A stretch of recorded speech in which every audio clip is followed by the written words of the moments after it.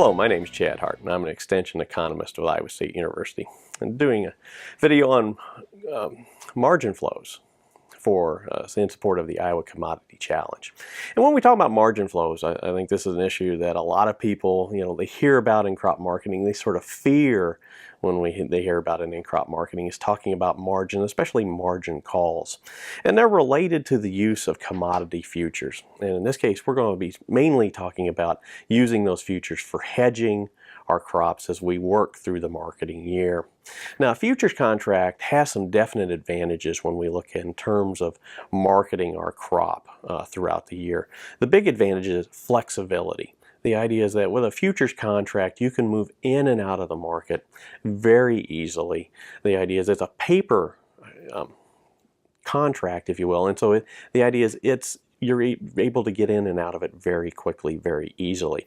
The use of futures does help reduce price risk because you're able to interact with prices very quickly. You're able to put in a price floor by using a futures hedge, but it allows you to delay that cash sale until you see more favorable prices then, and so it does reduce price risk. And you can use it in that delaying of price risk to actually improve the basis.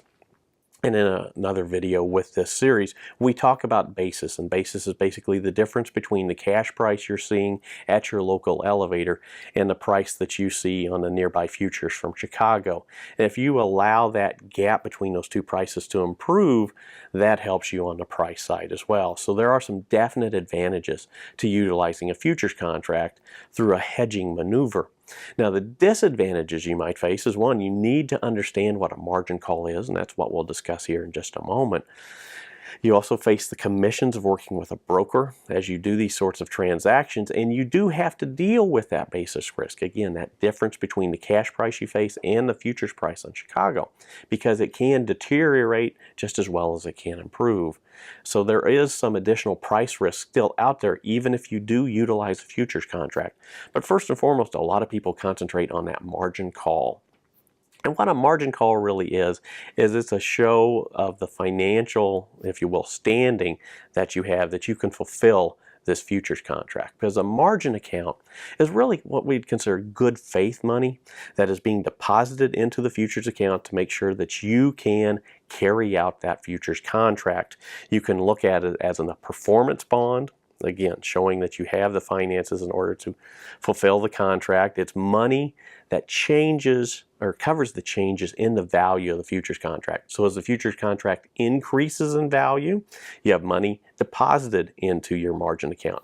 As your futures contract loses value, money is taken out. So it really gives with the ebb and flow of what's going on in the marketplace.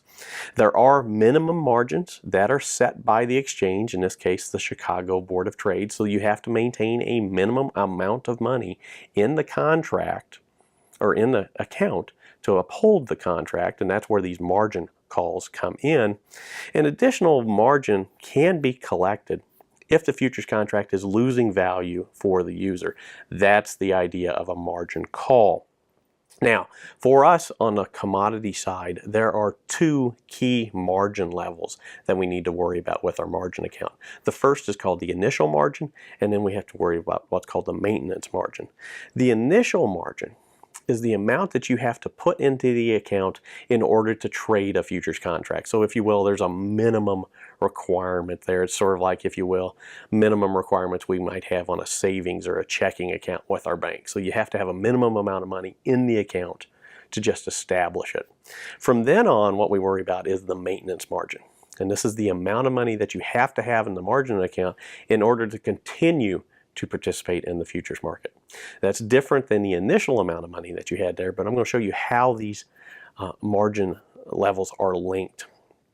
Currently, as we look at the corn and soybean markets, the current maintenance margins for corn and soybeans are $1,250 per contract for corn, $2,600 per contract for soybeans. So those are the levels that we have to keep in the accounts in order to participate with commodity futures. Now, initial margins right now are set based upon a percentage of those maintenance margins. In this case, the percentage is 110%.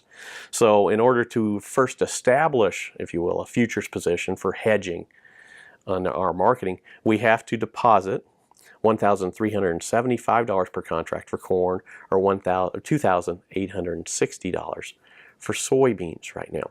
That's what we initially have to put in, and then as the futures contract or futures prices change, the amount that we need to maintain in that account changes as well.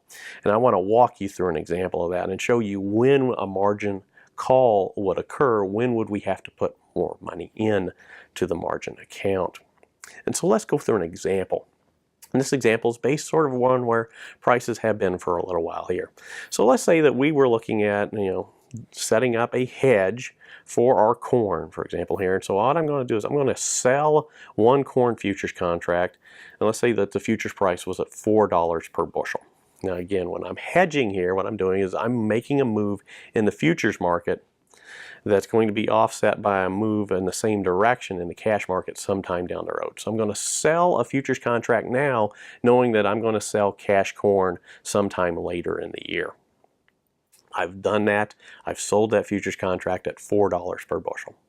So since I've sold one contract, I've got to fulfill that initial margin in my margin account. So I also have to deposit $1,375 into my margin account. So you can see my ending balance here is at $1,375. Let's say the next day, corn price moves up 2 cents. So it's now at $4.02. For me, since I've sold that futures contract, and then in the case of hedging here, I'm going to end up buying this contract back when I go to sell my cash corn. If you will, since I've sold at $4, I would be buying back, if I bought it back today at $4.02, I've lost some value on this futures contract. In this case, that 2 cents times the 5,000 bushels of corn in the corn futures contract leads me to a loss of $100. So they're going to take that $100 out of my margin account.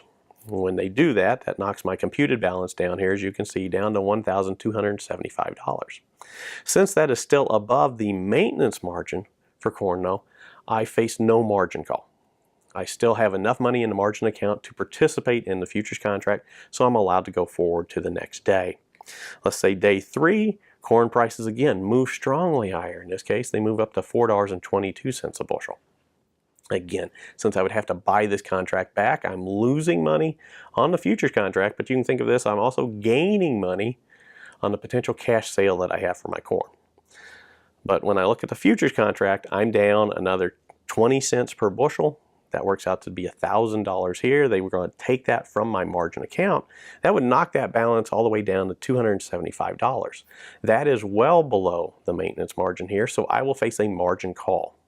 That margin call means I have to deposit more money into the margin account. In this case, I've got to deposit $1,100 to bring my account back up to that initial margin of $1,375. I have to put that money back in order to continue to utilize the futures hedge if I want to move forward. Now, once that money's deposited, I continue to go forward. Day 4, let's say prices reverse back. And then instead of going up, now we've moved our way back to $3.82 per bushel here. So I've had a gain now in my contract position. I've gained $2,000 worth of value here. That $2,000 is then added back to my margin account. So as you can see here, my computed balance goes up to $3,375, well above the margin requirements, so I'm allowed to go forward again. Let's say day 5, things work out where I end up back where I started. Corn prices go back to $4 a bushel. In this case, that's again a decline in value from the day before, so I've lost $900 on the day-to-day trade here. They take that from my margin account. I end up with an ending balance for the week of $2,475. But as you look at this, and this is one of the fears I think a lot of people have with a margin account, is they're like, well, I've lost that money because I've had to deposit it in a margin account. Well, let's look, and what you've seen here is that, I initially put in $1,375. I had a margin call through the week of $1,100, and so by the end of the week, voila, my ending balance is just my 2 deposits there. So all that money is still in the margin account. And in fact, if I were to close out the account today, I could get all that money back. And so when you look at a margin call here, it's just showing that you can fulfill the futures contract here. The money you deposit in there is still in there and can still be recaptured by you as you go forward here. And so it's not lost. And if anything, a margin call is actually a very good indicator that you're seeing stronger prices, especially as we look at utilizing futures through hedging. A margin call, I would consider it a good thing because it's showing stronger cash prices as you're moving through the marketing season. And so that's, in a nutshell, what happens when you're looking at your margin account and what a margin call is. And my name is Chad Hart. I'm an extension economist at Iowa State University. Again, this is a series of videos supporting the Iowa Commodity Challenge. I wish you happy marketing as you go through your marketing year.